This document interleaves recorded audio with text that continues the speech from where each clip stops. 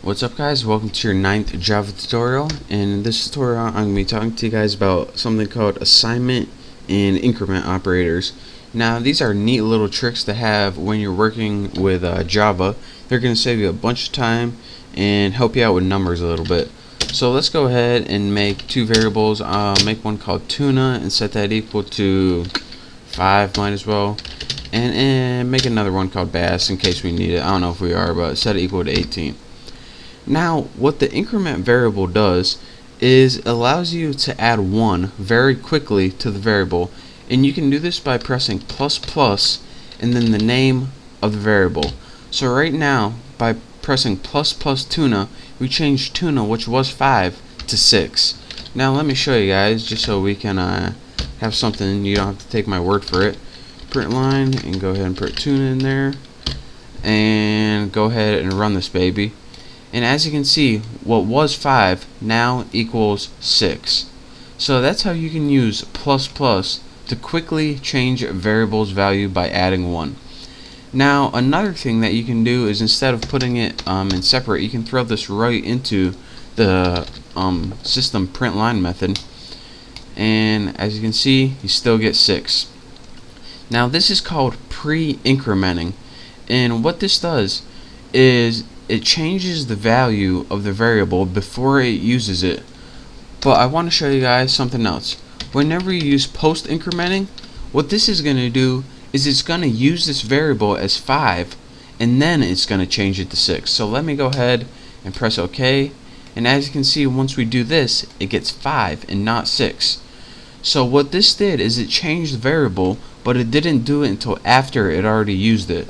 So if we were to print it out again, it would get 6. So let's go ahead and do that. Save me some time by copying this baby. Where you at? Paste. There you are. So now that, here's what's going to happen. This is going to change a variable to 6, but it's not going to do it until after it already outputs it as 5. And now once it's 6, it's going to show 6 right here. So let me show that. And as you can see, 5, and then it changed it to 6, and then we just outputted the regular variable. And this doesn't only work with addition, you can also use this with subtraction by pressing minus minus. You can change it by subtracting 1 and getting 4. And let's see what else there is. What else is there? You can also do something else, and this is called an assignment operator. So now we can know how to use the increment operator using 2 plus signs and also using 2 minus signs to subtract 1. You can also use the assignment operator, let me get some space right here, to do it if you want to do more than 1. And instead of changing the value of tuna, and say you wanted to add 5 to tuna, you would put tuna equals tuna plus 5. And what this would do is take that number 5, add 5 to it, and give you the value of 10, which I will show you right here. 10. Now this is a pretty simple way. It takes the new variable and sets it equal to the value of the old variable plus the new number. But there's an easier way you can do this. What you can do, instead of tuna equals tuna plus 5, you can do tuna plus equals, let's get a new number, 8.